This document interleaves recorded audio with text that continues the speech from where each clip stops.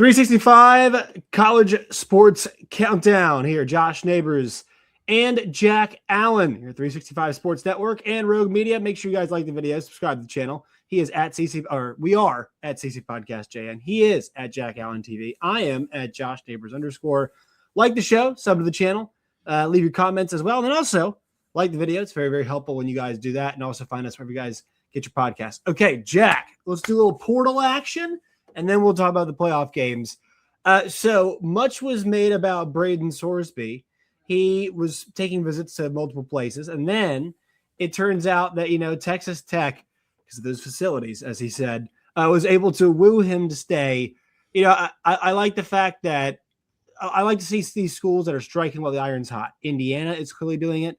They're getting good investment. They're getting good players. We're seeing Ole Miss do it right now. They've secured the commitment of Trinidad Chambliss in the event he comes back, as well as Kewan Lacey. Also, they got Carius Curran today as well in the portal. And also, you're seeing Texas Tech. Hey, what killed them just 3 days ago, right? Quarterback play just 3 days ago. They're going to fix that. And also, Brendan Sorsby is good. He's an upgrade over Baron Morton. I've gotten, Baron Morton was, I guess, Jack, he was probably in high school when you were in Texas covering Baylor. I remember his recruitment semi-well.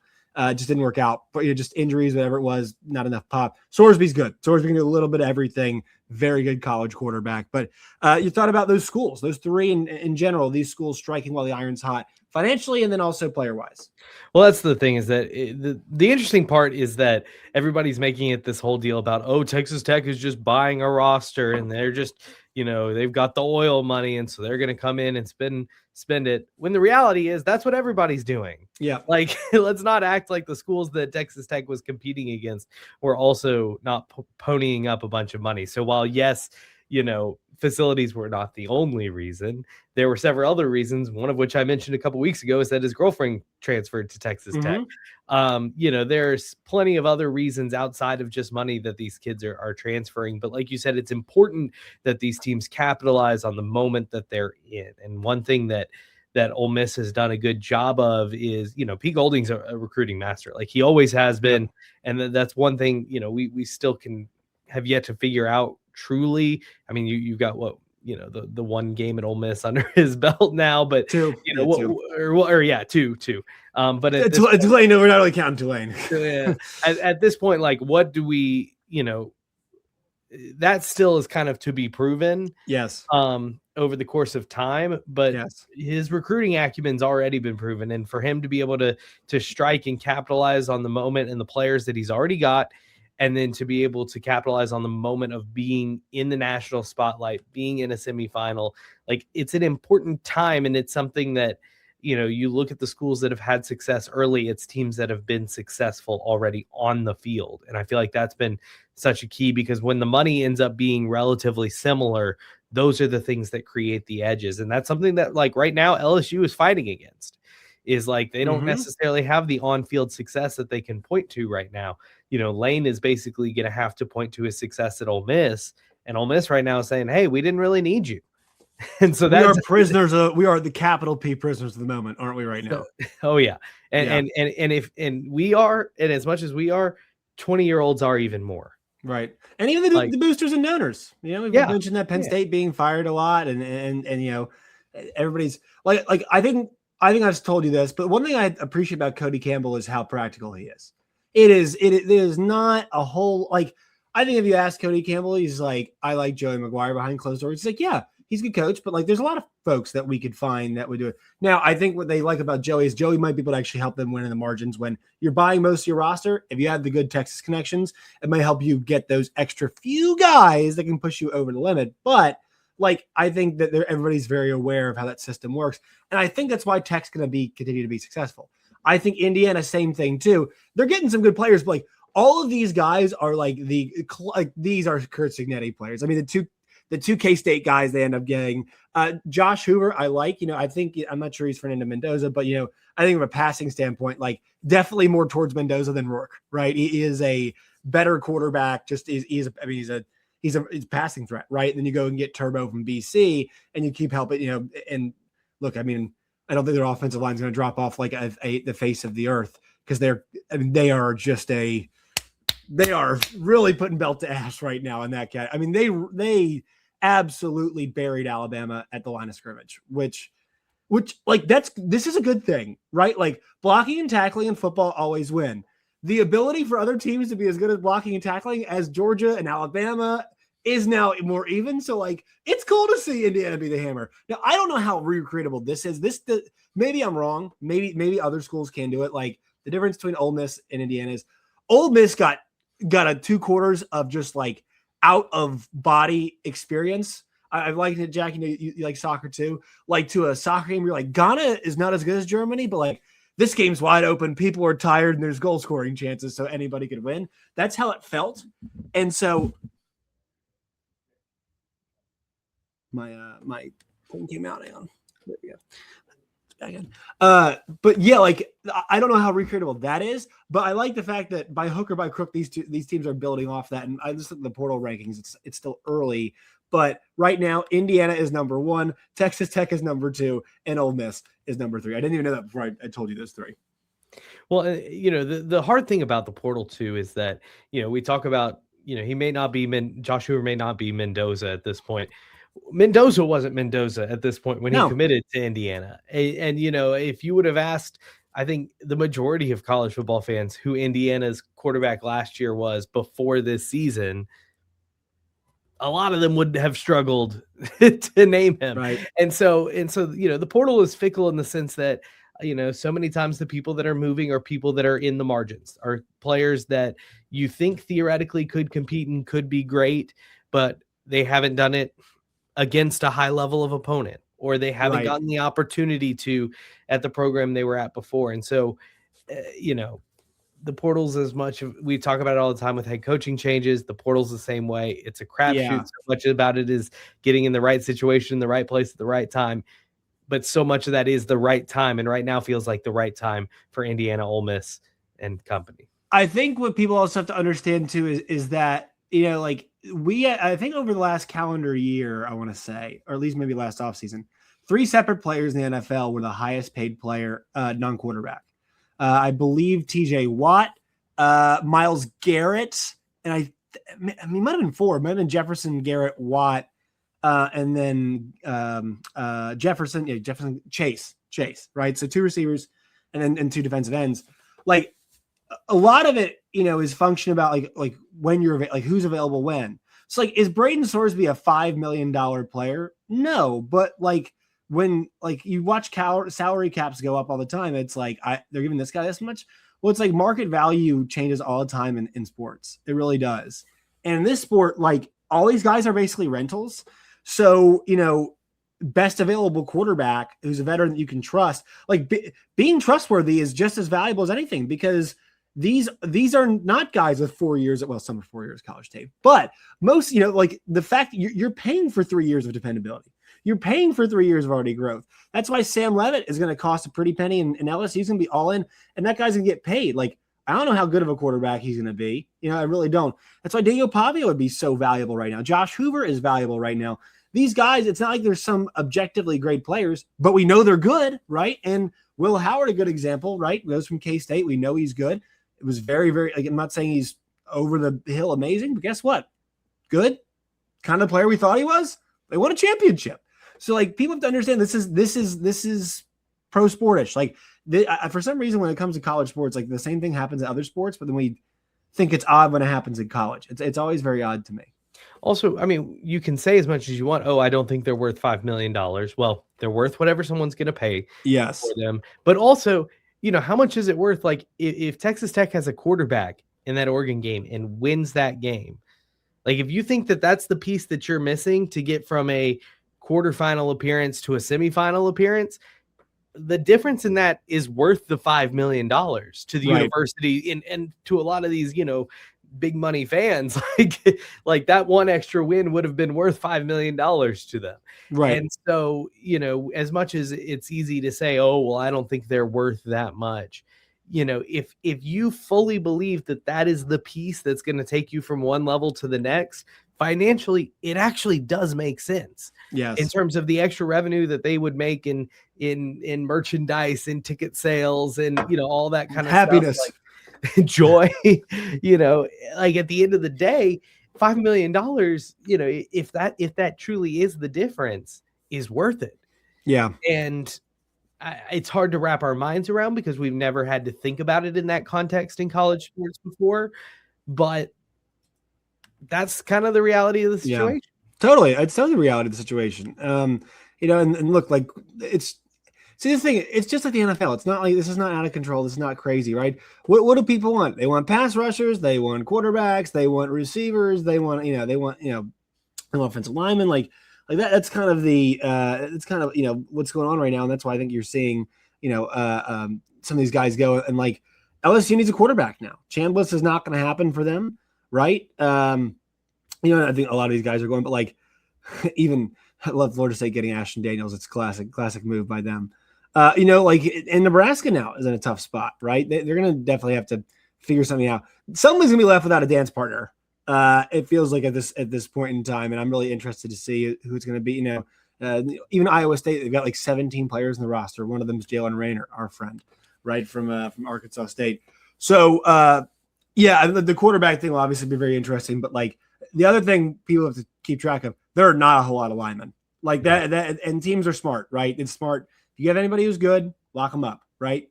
Pay them because they big people are not, they're few and far between. Big people who move well, even fewer and further between, and big people who move well, who are good at playing football is the slimmest, right? So if you get any of those guys, you keep them. I think it's even going down year in, year out, like the number of guys we're seeing hit the portal at those positions. Well, and you look at it, I mean, as someone who covers Arkansas, you look at an Ian Jeffrard who was not great at his time in Arkansas, who, Arkansas fans will love to point to that play against Memphis where Arrington Maiden, the backup quarterback for Memphis, carried him about 5 yards at the end of the game. And he's a top 5 defensive tackle. Kind of goes to show, like, first of all, size is still a premium. Like if you are big, if you can move, like teams will put a bet on you because if it turns out that being big and coordinated is still very valuable. Still valuable, no, whether you have the tape to back it up, right? There's still the potential. And coaches always think they can pull the potential out of you. And so there's that value. But when you look for guys that both have the size and speed, but also have the production, they're not in the portal for a reason. It's because people know what the value is there and are willing to spend because there's not a ton of it to go around. And that's kind of what Arkansas and a lot of these teams that are having to completely retool rosters, I think that's where we're going to see it the most next season is in the offensive and defensive line, just because there's not enough to go around. No, there's not. There really is not enough to go around. Let's hear a word from our sponsors, DraftKings, and then we'll take a look at these. Don't forget, folks, a champion will be crowned, right? We still have football. We still have football. This is why these pro leagues do their free agency after, because guess what? People love it. You can feed a family off some of the content we're making here with this time of year, but just split them up for us, for the love of God.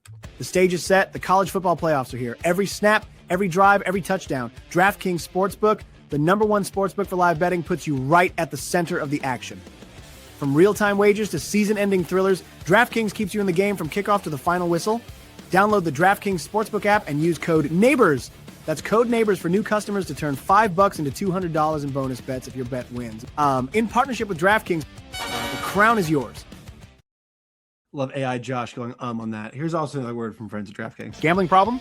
Call 1-800-GAMBLER. In New York, call 877-8-HOPE-NY or text HOPE-NY 467-369.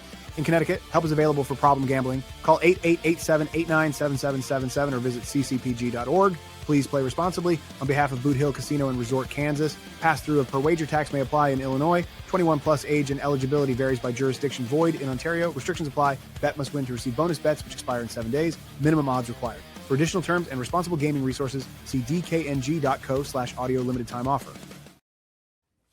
All right, Jack, we have got a pair of college football playoff. See, the cool thing is we've already played 8 college football playoff games, and now we are to what would have been the original, right? So expansion's good.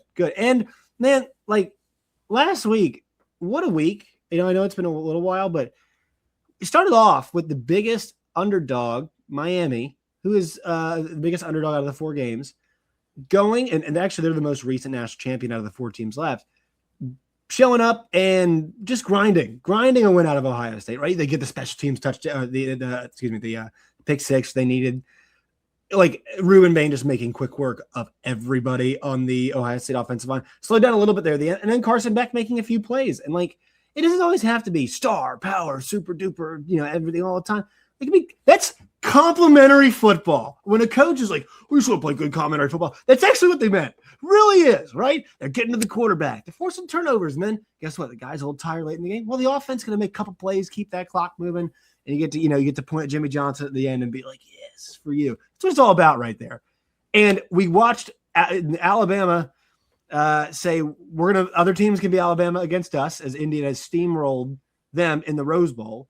And then we also, I'm trying to forget the Texas Tech game ever actually happened, so put that one aside. And then we had, what was just like in the twilight zone with what was happening. Just dudes open everywhere. What a game Georgia and Ole Miss played. And Kirby messed that one up, in my opinion, Jack. I thought they should have run the football on third down. I really thought that was a big error. But Pete Golding's team, like,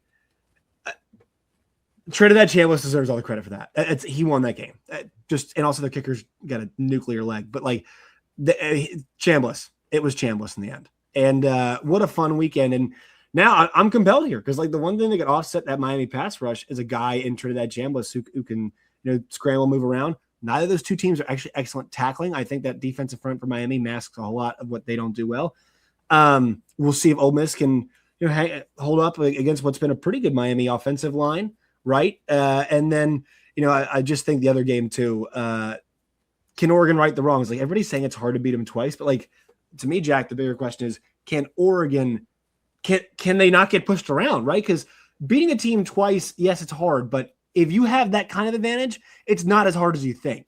So which game do you is more compelling and why? Miami and Ole Miss is riveting to me, mainly for the reason that you mentioned of Miami's pass rush versus Trinidad, because right. I think that has the potential to be electric just in terms of the off-scriptness that I think Ole Miss is going to end up getting pushed into, and Trinidad's ability to play off-script. I think we saw it against Georgia, where once he is able to avoid that first wave of defenders, things get chaotic, and that's where he thrives.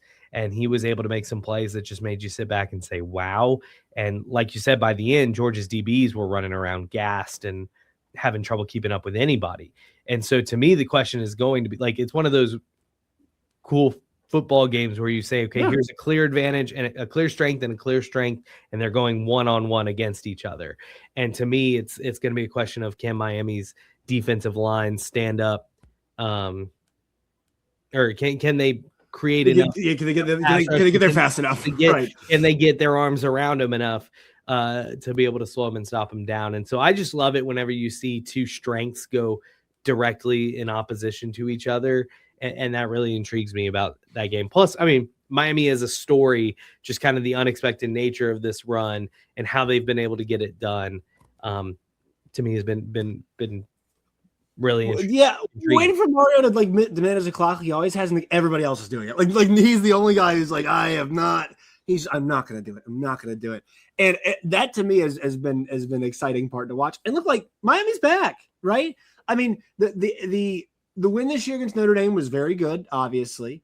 And then they also, let's see, who else they beat? They beat A&M. Who they beat? Yeah, A&M. They beat A&M in the first round. But like those, Notre Dame played a championship last year, but they took a little bit of a step back, obviously. That A&M, like what a great year they had, but still they're in that next tier. That Ohio State win and stacking up Notre Dame, Ohio State, and Texas A&M all in the same year shows that Alabama, like this, at least this version of Miami, they're back. Like they are back to being a relevant program because of what Mario Cristobal has built. Is this the most impressive team we've ever seen? No, but like they've got really good. This is a team that's got individuals distributed out well that complement each other, which makes it exciting. And I think to your point, this is going to be a punch counter punch game. Like it could be one way. The most likely situation is that each team's going to have their moments. Each side will have their moments. I think in old college football, it's like strength on strength, and it wouldn't usually put like one strength to win. Team would run over the other one. This one is these games to me have been more like it's been punch counter punch. How do you feel about the Oregon Indiana game? I mean, I like Indiana, and for the reasons that you mentioned, just that, whenever you have the strength in the trenches that they have, you can be able to find success against a team multiple times because the recipe doesn't really change that much. I will Right. say though, you look at the teams that have pushed Indiana this year, and Oregon, is right there. And it was kind of interesting that the Indiana coming out party was Oregon, and now this is kind of again the when they have to do to get to the next tier. And so I love this Indiana team on both sides of the ball. I think that they're rolling on all cylinders, and they've shown they can win in multiple ways, which at this point in the year is important. That even they can win games that are low scoring like they did against Ohio State. They can just run over a team like they did with Alabama. Like they can dominate a team in the trenches. They can get it done with pass catchers on the outside. Like they've shown that they have versatility. And I think whenever it comes to beating a team like Oregon, you kind of have to maybe take a punch early, figure out what they're doing, and be able to adjust. And that's something that Indiana's been able to do all year. Yeah, they have been so good at that. And I think one part we're not talking about, I mean, this might be picks number 1 and 2. Like, I feel like that's not really been discussed a whole lot. But like for me, like Mendoza, like I know what he is. I'm not saying he's something incredible. Like I love his mentality. I think he's going to be the type of guy that I'd want. Like he's got the right kind of brain for the NFL. He's seeing CC stuff. Dante Moore, he's got lots of questions to answer because as a prospect, as a physically, people love the gifts. He's the toolsier of the two, right? He's the toolsy one of the two. And then also also Mendoza interviews continue to be amazing. Like it's just like everything's enthusiasm. Even stuff that doesn't need to have enthusiasm just has enthusiasm behind it. So it's been a lot of fun. And I said this, Jack, the other day, and kind of in closing, and I want to see what you think. Like, folks, I know it vexes a lot of us think about like there's no rules, and like that would give me anxiety too most of the time. But like the result is good. Like we are getting a balanced, fun, exciting sport, and yeah, the Big Ten and the SEC are big dogs, but I mean, we're going to have back-to-back years of different champions. There's a chance the Big Ten gives us 3 straight years of a champion being a different team. And, like, that's even turnover in itself, right? The fact that SEC had such a stranglehold in the championship for so long, and then it's been wrestled away. But the fact that Miami could win, it wouldn't be surprising. The fact that Ole Miss could win, it would not be surprising. The fact that Oregon, a Pac-12 turned Big Ten, it win. I mean, we have got the second most losing program in history that looks like the most dominant one right now, right? Like, that's what's happening. We got Ole Miss, which is one of the most bizarre stories has ever. A banner for the 03 SEC West champions because they haven't won anything. And their best claim recently was the fact they were the number 1 team in the first college football playoff rankings. Were they number 1 or number 2? Number 1, right? It was 2. I think Mississippi State. Yeah, it was doesn't matter. You know what I mean. Bo Wallace's team was number 1, whatever it was. And then you like Miami. Like I mean, Miami's been dormant for a while, right? And it took Mario's been recruiting a way that we knew you could, but it actually like this weird group of like, hey, it's going to be a freshman and a good running game sometimes, and then obviously Malachi Tony's been amazing, and then the pass rush has been so good. It's kind of a weird combination. It's and then Oregon, right? Like Dan Lanning is making the push to give Phil Knight what he wanted, right? The championship before his time on this earth is over, right? He's obviously pushing his chips in the middle.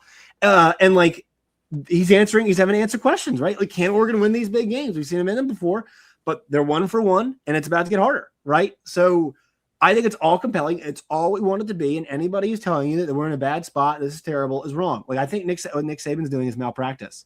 And the fact that he's got 4 assistants and all in different places, like at 4 different places, not at Georgia, and they're doing this. I think the fact that he's spending time lamenting the state of college football is like, I tell him like, I want to wait. If I was him, I'd say I'd wait to the offseason because I think it's doing the sport a disservice to have all these people railing against the state of the sport. I really do. I do not think it's helpful, and I think it's wrong. I'm saying not like it's wrong morally. I think it's actually factually wrong. The sport's in a healthier spot. Look at those TV ratings. Well, you look at the TV ratings, and I texted you after I think it was the Miami Ohio State game. I was like it's such a shame that the sport is dead. Otherwise, we could have enjoyed this. Indiana killed it. To me, the thing is like not only is there a new champion the last 3 years, we have a completely different Final Four than we did a year ago. And the fact that things are maybe it's more difficult to sustain success, I think people have looked at that as an inherent flaw of the system, but I don't think so. I think it's beneficial to the sport if it is hard to win and have success multiple years in a row. The NFL, it is, right? You saw the Lions this year, right? I mean, case in point, the Lions were above 500, but that was not a good year, and that's where the NFL flips the schedule, right? Like, they want parity. They want different teams, and everybody feels like they might have a shot now. Exactly. And, you look at it and we talk about the idea of Indiana, being the worst record in college football and now playing and competing for a national championship. But I think even more than that, whenever we look at like an Ole Miss or a Miami, I think those are like the success stories of this. The idea that these teams that have been, not necessarily the worst of the worst, but took things seriously, hit on a couple of good players, and suddenly you can have a very special season. I think that that is what college football is all about. Yeah. College football is all about bottling up moments and letting those individual moments carry you for a decade. Right. I agree. That's so well said. And, the other thing is that, we spend so much time talking about crowning a national champion. Like, there are Ole Miss fans who will, whether they win this week, whether they win next week or not, like, this has been the greatest football season they have experienced in 70 years of living. And so to act as though because some of those players might leave or because their coach might leave means that those memories don't mean anything or that those memories are a failure of the sport, I think is naive. And I think that it takes away what so much of the magic of all of this is. Yeah, I would tell those fans, hey man, don't worry about it right now. Do not think about Lane Kiffin. Worry about that when y'all play him next year. Right now, enjoy this significance. And also, I just want to touch on something else you said. Like the fact that Ole Miss is this was not supposed to be the season. Last year was the season. Right, with Dart and with the all the talent they had and the defensive line they had. That was supposed to be the season. The fact that it didn't work out that year and they were able to come back and do it, that's good news, right? Like, it doesn't always have to be like you shouldn't. Turns out James Franklin, the victim of this, you shouldn't just blow it up because it's like, this is our best roster. It's like, no, it's not over forever. It's not over forever. They're showing us that. Hell, Indiana, they improved themselves from a historic season last year, right? It's all possible. All right, Jack, where can folks find you and your work and all of its variety? At Jack Allen TV on social media, KATV.com. Sad news today, Josh Harding's head coach, Paul Simmons, moving on to be the GM of football. We've got GMs in Division II football. For a good reason, though. That. Yeah, his son is probably going to be the starting linebacker at Arkansas next year, or at least in the rotation. And I know he wants to be a little more active and be there. They played a lot of Thursday night games this year just so he could do that. So that's cool. That's awesome, man. And look, that's what we need more of that. I'm not just saying this. Coach Simmons he's a one of a kind. Because of the school he coaches at, it's a Church of Christ school. For those of you who don't know, they won a championship 2 years ago. They went back this year. He has been a amazing coach. But I think realizing you can't be the version of yourself for your kids and for to win that you want to be. And you want to watch your kid play, and so you're making a choice. That's cool to me. That is very, very cool. So we need more of that. Also, shout out FCS championship, wild. I mean, what a freaking we had a quarterback do an insulin shot before the final drive like that. What a game. I mean, momentum swings were college nuts. Football is not dead. Yeah, well, that was very FCS of them, but I would argue the FCS-ness of it all made it better. So I think that's very true on that one. All right, Jack, we'll talk to you next week. Sounds good.